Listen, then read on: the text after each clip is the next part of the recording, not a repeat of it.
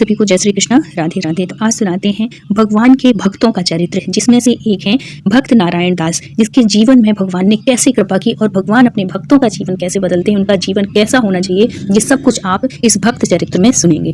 तो बंगाल के प्रसिद्ध राजा कीर्तिचंद्र के राज्य में पतित पावनी गंगा के तट पर नारायण दास निवास करते थे। उनका घर धन धान्य से पूर्ण था। वे स्वयं बड़े विद्वान और सद्गुण संपन्न थे। भगवत भक्त होने के कारण उनमें न तो धन का मत था और न गुणों का गर्व। बड़े ही शुद्ध चित्त और सरल स्वभाव के मनुष्य थे। छोटे बड़े सबके साथ हंसकर बोलना, किसी पर कभी क्रोध न करना, स्वप्न में भी पराये धन की इच्छा न करना, पर स्त्री को माता के समान समझना, दिल लगी में भी असत्य ना बोलना, सबकी सेवा करने को तैयार रहना और गरीब दुखियों को उदारता से दान देना, ये सब नारायण दास जी के स्वाभाविक गुण थे। उनकी सरलता और सादगी को देखकर कोई भी नया आदमी यह नहीं पहचान सकता था कि वो इतने बड़े श्रीमान और गुणवान हैं। घर वैभव से पूर्ण होने पर भी किसी वस्तु पर उनकी आसक्ति नहीं थी। वे सब कुछ भगवान का ही समझते और अपने मन को सर्वदा भगवान के चारों चरण कमलों में लगाए रहते थे। नारायण दास जी की धर्मपत्नी मालती भी परम भक्तिमय, पतिव्रता और सद्गुणों से युक्त थी। यही तो भक्तों के लक्षण होते हैं। सब कुछ होने पर भी मालती के मन में संतानहीन होने का बड़ा ही दुख था। जब तक भगवान के चरणों में पूर्ण रूप से मन अर्पित नहीं हो जाता, तब तक इस जगत में कोई भी मनुष्य किसी भी अवस्था में सर्वथा सुखी नहीं हो सकता। पूर्ण सुख तो राम का हो जाने में है। जो सब कुछ मतलब सुख की जो पूर्णता होती है वो भगवत भक्ति से ही होती है। क्योंकि इस जगत में कोई तन दुखी, कोई मन दुखी, कोई धन हित रहत उदास, थोड़े थोड़े सब दुखी, लेकिन सुखी राम के दास। इसलिए भगवान की भक्ति करिए और अपने प्रभु में अटूट श्रद्धा रखिए। परंतु नारायण दास को इस अभाव की कोई परवाह नहीं थी। उनका अंतःकरण वैराग्य से भरा था। अवस्था भी टल चुकी थी तथा वे कई दिनों से संसार का त्याग कर किसी तीर्थ स्थान में निवास करने का विचार कर रहे थे। अंत में उन्होंने भगवान श्री राम की जन्मभूमि सुहावनी मोक्ष प्रदायिनी अयोध्यापुरी में जाकर शेष जीवन बिताना निश्चय किया। अकेले ही जाना चाहते थे, परंतु पति परायणा मालती की विशेष आग्रह करने पर उनको भी साथ ले लिया। घर का सब प्रबंध ठीक पर आवश्यक सामान को 4 बैलों पर लादकर आप घर से निकल पड़े।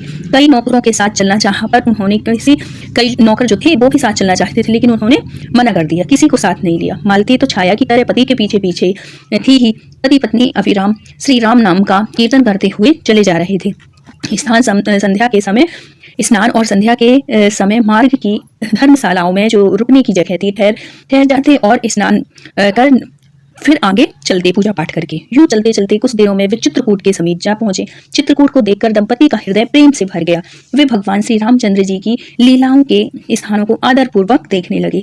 आज उनके आनंद का पार नहीं है। भगवान की अद्भुत लीलाओं का स्मरण कर वे उसमें तन्मय हो गए और चित्रकूट को प्रणाम करके नारायण दास जी कहने लगे, आहा धन्य है चित्रकूट को, जहाँ भगवान श्री राम ने श्री सीता के साथ घास पत्तों की कुटिया बनाकर निवास किया था। उस समय यह स्थान पतित ऋषि मुनियों के आश्रम से कैसा पूर्ण रहा होगा। सती शिरोमणि सीता जी को ऋषि पत्नियों के अपूर्व आदर सत्कार से कितना आनंद हुआ होगा। ये सब कुछ दोनों पति पत्नी सोच रहे थे। भाद्र भक्त भरत ने श्री राम को महाराज दशरथ के स्वर्गवास का समाचार यही सुनाया था।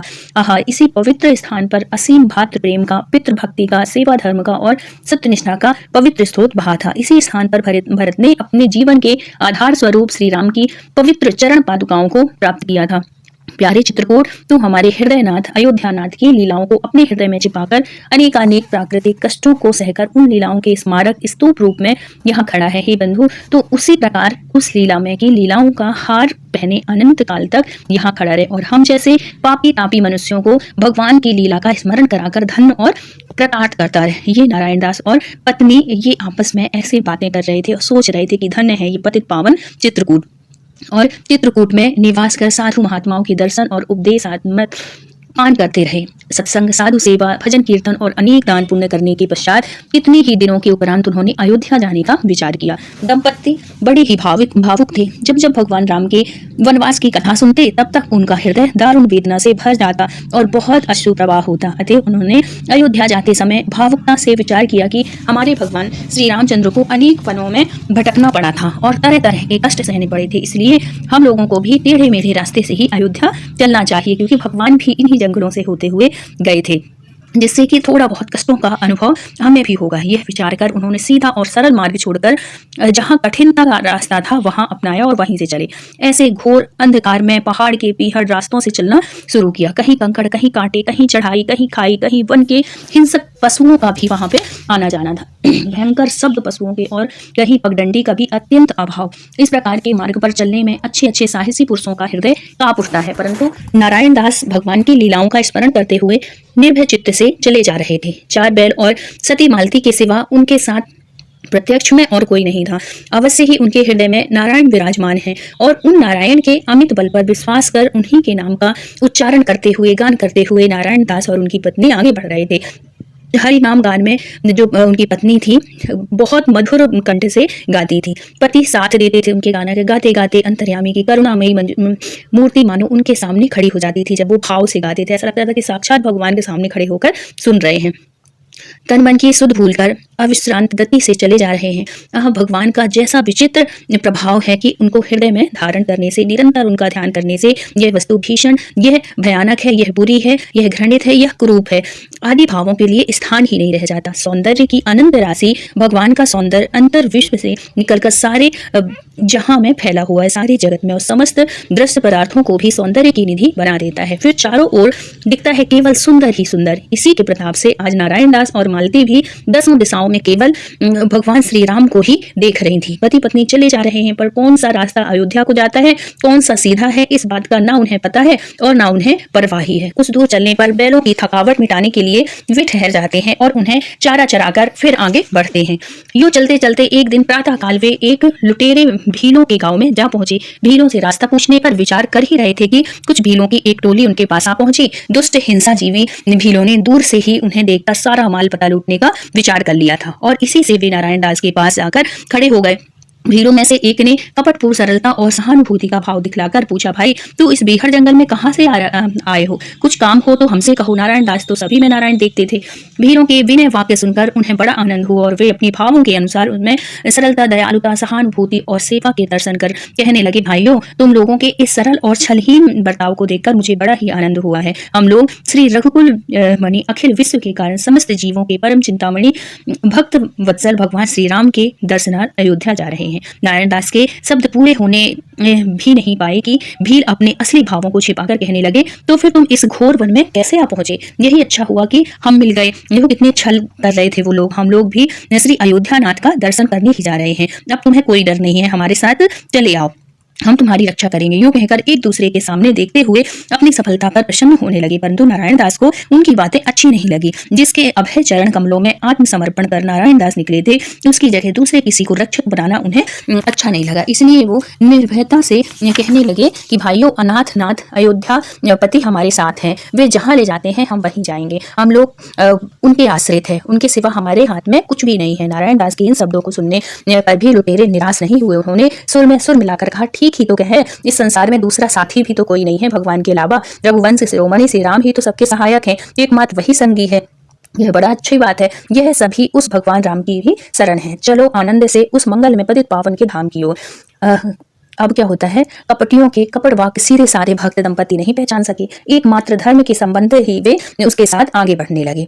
चलते चलते एक अगम्य वन में जा पहुंचे, क्योंकि वो गलत रास्ते से उनको ले जा रहे थे। वो चोर डाकू थे। दुष्टों ने मौका पाकर अपना मनोरथ सफल करना चाहा। एक ने कहा, अरे अब देखते क्या हो, बना लो अपना काम। दूसरा बोला, उठा, हाँ देर किस बात की, शीघ्र ही इनका काम तमाम कर दो और लूट लो सारा सामान। इस प्रकार बातचीत दुष्टों ने अपनी असली स्वरूप प्रकट कर लिया और नारायण दास के हाथ पैर बांधकर मारते मारते घोर वन में ले जाकर उन्हें एक गहरी खाई में डाल दिया और ऊपर से बड़े बड़े पत्थरों को डालकर कहा, ले अब यही पड़े पड़े रामचंद्र के दर्शन कर। नारायण दास का शरीर मार से जर्जर हो गया था। हिलने डुलने की भी शक्ति नहीं रही, बोलने की ताकत भी नहीं रही थी। परंतु ऐसी स्थिति में वे मन ही मन परमात्मा की प्रार्थना करने लगे। हे त्रैलोक्य चिंतामणि, हे मेरे राम, तुमको नमस्कार है। हे जानकी पति, तुम्हें बार बार नमस्कार है। हे त्रिलोकीनाथ, इस संसार में तुम ही सर्वत्र व्यापक हो गया, चराचर सबके अंतःकरण में तुम ही रम रहे हो। ऐसा भगवान की प्रार्थना करते करते तुम तो कुछ ठीक समझो वही करो, तुम्हारे प्रत्येक विधान में मुझको आनंद है। हे भगवान, मैं तो केवल तुम्हारी शरण हूँ, एक तुम्हारी सिवा मेरा कोई आश्रित नहीं है। यो मानसिक प्रार्थना करते करते नारायण दास भगवत ध्यान में निमग्न होकर निश्चेष्ट मतलब बेहोश हो गए। दुष्टों ने उन्हें मरा हुआ समझा और वे वहां से लौटकर मालती के पास आए। ईश्वर रूप पति की दुर्गति देखकर मालती मूर्छित हुई, पृथ्वी पर पड़ी है, उसके केस बिखरे हुए हैं, मालूम होता है मानो शरीर में प्राण नहीं है। अब वो लोग सोचे कि ये भी मर चुकी है। इसी अवस्था में उसे घसीटने लगे और बुरी नीयत से भांति भांति के अपशब्द बोलने लगे। थोड़ी देर में मालती को होश आया। दुष्टों के आचरण से उसे बहुत दुख हुआ, भय और क्रोध से उसका शरीर कांपने लगा। अंत में कोई उपाय न देखकर वह सती आंखें मूंदकर कातर स्वर से भगवान को पुकारने लगी। हे प्रभु, क्या आप शरणागत के रक्षक नहीं हैं? हे नाथ, मैंने सुना है कि सेवकों के रक्षण के लिए यही आपने धनुष पार हाथ में लिया रखा है। क्या यह सत्य है? क्या अब भी आप वैसे ही हैं? क्या आप शरण में आए हुए अनाथों को शरण देते हैं? मालती की इस प्रकार कातर कंठ से श्री हरि को पुकारती हुई विलाप कर रही थी कि थोड़ी ही दूर पर एक घुड़सवार आता हुआ दिखाई पड़ा। घोड़े की टाप की आवाज सुनते ही सती का मन आनंद से भर गया। उसने भयहारी भगवान श्री राम का स्मरण करते करते देखा कि एक नौजवान सफेद घोड़े पर सवार हुआ तेजी से उसकी ओर आ रहा है। अब क्या होता है कि जैसे ही चला आ रहा है, देखते ही देखते वह मालती के पास आ पहुंचा। उसका वेश वीर छत्री सा था, मस्तक पर सोने का मुकुट दूसरे सूर्य के समान प्रकाशित हो रहा था, कानों में मकर कुंडल थे, गले में कौस्तुभ मणि शोभा पा रही थी, हृदय पर पद्म चिन्ह था, दोनों हाथों में रत्न कंकड़ धारण कर रखे थे। हाँ, उनकी चंपक कलियां जैसी सुंदर अंगुलियों में भांति भांति के रत्नों की अंगूठियां शोभित हो रही थी। कमर में सुंदर महीन पीताम्बर और उस पर रत्न जड़ित मेखला थी। कमल के समान सुंदर विशाल नेत्र थे, लाल लाल होंठों पर मंद हंसी छाई हुई थी। अब कमर में यम दृष्टा नामक तलवार लटक रही थी, हाथ में विशाल धनुष, पीठ पर तरकस बंधा हुआ था। उस सुंदर मनोहर महावीर क्षत्रिय युवक का स्वरूप अत्यंत ही विलक्षण था। आश्चर्य की बात यह थी कि सबको उसका रूप एक सा नहीं दिखता था। जो जैसे भाव से देख रहा था उसको वैसे दिख रहा था। सबकी जबान बंद हो गई और वे चारों ओर प्राण लेकर भागने लगे। वो जो चोर थे, कौन कहाँ जाता इस बात की सुधि नहीं रही। जिधर बना उधर ही भागने लगे। इस घबराहट में कुछ गिर पड़े, कुछ पेड़ों से टकराकर गिरे, कितनों के सिर फूट गए, कुछ के दांत टूटे, कुछ के नाक कान कट गए। दुष्टों को इतना भयानक दिख रहा था, वही तेज स्वरूप मालती के लिए अत्यंत आनंददायक हो गया और वह अनिषेध नेत्रों से उस रूप माधुरी का भाव से पान करने लगी। वह वीर घोड़े से उतर पड़ा और हंसते हुए मालती के पास जाकर वात्सल्यपूर्ण अमृत में मधुर शब्दों में कहने लगा, बहन तू कहाँ रहती है? स्त्री जाति है, तुम स्त्री जाति हो, तेरे साथ कोई पुरुष भी नहीं दिखता। इस घोर वन के रास्ते तुम कहाँ जाना चाहती हो? मुझे घेरे हुए ये कौन खड़े थे और मुझको देखते ही वे क्यों भाग गए? क्षत्रिवीर के स्नेहपूर्ण वचनों को सुनकर मालती मन ही मन विचार करने लगी, आहा, इस नर की विषयाज्वाला में ऐसे आनंदपूर्ण मधुर अमृत की वर्षा किसने की? अब क्या होता है कि अवश्य निश्चय ही वह उसी की करुणा लीला है। अब वो मालती समझने लगी कि ये साक्षात भगवान है। अब मालती के मुख से कोई शब्द नहीं निकला। वह पत्थर की मूर्ति भांति क्षत्रिवीर को देख रही है और उसके हृदय की कृतज्ञता नेत्र द्वारा से अश्रु रूप होकर बह रही थी। अंत में कष्ट से उस भाव को रोककर मालती ने उस करुणा में क्षत्रिवीर को अपनी सारी कथा आदि से अंत तक कह सुनाई। दुष्टों ने नारायण दास को जो जुल्म दिए थे उसका वर्णन करते हुए भी सारी बात उन्हें बताई। अरे तुम कौन हो? फिर क्या होता है, ऊंचे स्वर से कहने लगी, अरे तुम कौन हो? यह तो मैं नहीं जानती, किंतु मेरा विश्वास है कि मेरी दुर्दशा को देखकर दुखहारी भगवान श्री राम ही मुझको यहाँ मतलब आपको यहाँ पे भेजा है। मैं यही जानती हूँ कि पति देव को ये पापी मारते मारते यहाँ ले गए हैं। स्वामी को यहीं छोड़कर वे दुष्ट मेरे प्रति ऐसा व्यवहार करने लगे थे मानो मैं कोई गलत औरत हूँ, कोई वैश्य हूँ। आहा, इतने में ही मेरे रघुनाथ की कृपा से तुम यहाँ आ पहुंचे और तुम्हें देखते ही दुष्टों का दल भाग खड़ा हुआ। भाई, मेरे पति अब जीवित नहीं होंगे। मेरे शरीर में मानो प्रलय अग्नि की वर्षा हो रही है। बस अब कृपा करके तुम एक चिता जला दो, जबकि मुझ जैसी निराधार कंगाल अबला पर दया कर तुम यहाँ आए ही हो तो कृपा करके चिता की भी व्यवस्था कर दो, अग्नि सुलगा दो। धधकती हुई चिता में प्राणों की आहुति देकर मैं अपने पति के साथ मैं भी सती हो जाऊंगी। मतलब क्योंकि उसको पता था कि उसका पति मर चुका है। विष का नाश करूंगी। सती का प्रेम और मालती का जो प्रेम था और उसकी पति भक्ति देखकर सीतापति बहुत ही प्रसन्न हुए, क्योंकि वो साक्षात राम थे। वे एक करुणा के निर्झर की भांति सुखप्रद करुणा से मालती के मना प्राणों को शीतल शांत करते हुए बोले, सती मालती चिंता न कर, तेरा पति अभी जीवित है। मैंने अभी इधर आते हुए यह आवाज़ सुनी कि हाय मालती, अब श्री राम के दर्शनार्थ हम लोगों का से अयोध्या कैसे जाना होगा। मैं समझता हूँ कि ये वचन तेरे पति के ही थे, अतएव तू मेरे साथ चल। वह स्थान यहाँ से बहुत दूर नहीं है। पति विरह और पति के दुख दर्शन से मालती का शरीर इतना आसक्त हो गया कि वह एक कदम चलने को भी उसमें ताकत नहीं थी। यह स्थिति देखकर भगवान ने कहा, माता ले मेरा हाथ पकड़ ले और मेरे साथ साथ चलिए। बिल्कुल डरना नहीं, तेरे जैसा पतिव्रता सती को पति का चिरवियोग कभी नहीं हो सकता। इतना कहकर भाव भयहारी भगवान ने अपना अभय हस्त बढ़ाया।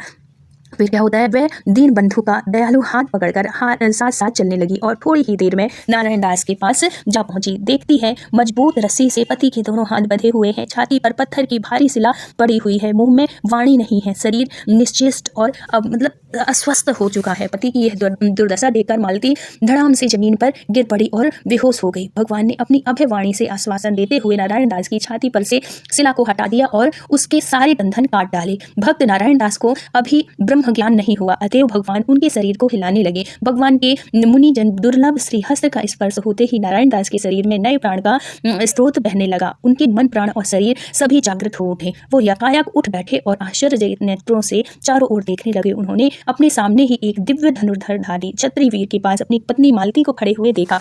कुछ देर तक तो नारायण दास इस बात का ही निश्चय न कर सके कि यह स्वप्न है या सत्य है। उनके नेत्र श्री मूर्ति की रूप माधुरी में फंस गए। कुछ समय के बाद विचार करते करते उन्हें अपनी पूर्वावस्था का स्मरण हुआ। तब उन्होंने सोचा, अरे इस भीषण विपत्ति से विपदाहारी जानकीनाथ के सिवा और कौन बचा सकता है हमें। आहा, ये वही है, निश्चय वही है। ये ऐसे अपने मन ही मन सोच रहे थे, मेरे नाथ रघुनाथ श्रीनाथ जी श्री रामचंद्र जी ही हैं। यूँ विचार करते ही नारायण दास तुरंत श्री प्रभु के चरण कमलों में लिपट पड़े और प्रेमाश्रुओं से उनके चरणों को धोते हुए दोनों हाथ जोड़कर विनयपूर्वक कहने लगे, हे वीर, तुम ही मेरे प्राणेश्वर प्राणाधार हो, तुम ही मेरे प्रभु हो, तुम ही मेरे मनोरथ पूर्ण करने वाले परमात्मा हो, तुम ही गुरु हो, तुम ही मेरे मुरारी हो, सबके आदि विश्व के मूल हरि हो। प्रभु, जब तुमने कृपा पूर्वक प्रकट होकर इस गुलाम के सारे बंधनों को काट दिया, तब यह पर्दा हटाकर अपने यथार्थ रूप का दर्शन भी करवा दो, हम लोग धन्य हो जाएंगे। भक्त के सरल प्रेम भरे वचनों को सुनकर भक्त वत्सल के लाल लाल अधरों में मंद मधुर हास्य का विकास हो गया। इस मुस्कुराहट का कारण केवल यही था कि भगवान अपने भक्त के सामने छिपकर नहीं रह सकते।